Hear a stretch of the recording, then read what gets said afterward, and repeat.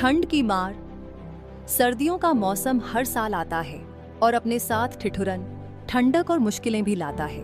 ये मौसम जितना खूबसूरत होता है, उतना ही गरीब और असहाय लोगों के लिए चुनौतीपूर्ण होता है।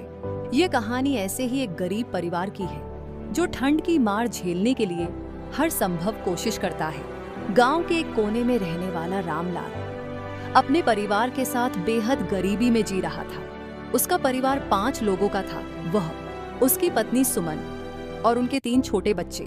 ठंड का मौसम आते ही उनकी परेशानी बढ़ जाती थी, क्योंकि उनके पास न तो गर्म कपड़े थे और न ही आग जलाने के लिए पर्याप्त लकड़ियां।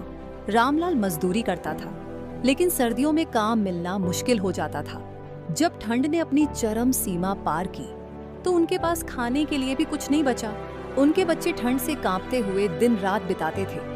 सुमन रात भर जागकर बच्चों को अपनी पुरानी साड़ी में लपेटे रहती, लेकिन ठंड इतनी ज्यादा थी कि यह उपाय नाकाफी था। एक दिन रामलाल ने सोचा कि अगर वह कुछ लकड़ियां इकट्ठा कर ले, तो घर में आग जलाकर बच्चों को राहत दे सकेगा। सुबह के समय वह जंगल की ओर चला गया।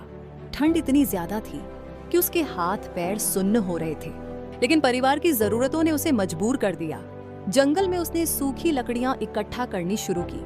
अचानक उसका पैर फिसल गया और वह बर्फीली जमीन पर गिर गया। उसे चोट तो नहीं आई, लेकिन ठंड ने उसकी हालत और खराब कर दी। किसी तरह वह लकड़ियां इकट्ठा कर घर वापस लौटा। सुमन ने जल्दी से आग जलाई और बच्चों को आग के पास बैठाया। आग की गर्मी से सबको थोड़ी राहत मिली, लेकिन यह राहत बहुत ही अस्थायी थी, क्योंकि लकड़ियां भी ज्यादा देर तक नहीं चल सकी। इस कठिन समय में रामलाल ने मदद के लिए गांव के प्रधान के पास जाने का निर्णय लिया। प्रधान जी ने उनकी स्थिति देखी और तुरंत कुछ पुरानी रजाइयां और कंबल भिजवाए। इसके अलावा उन्होंने गांव में एक सामुदायिक रसोई घर खोलने का आदेश दिया, जहां गरीबों को मुफ्त में खाना और ठंड से बचने के लिए जगह मिले।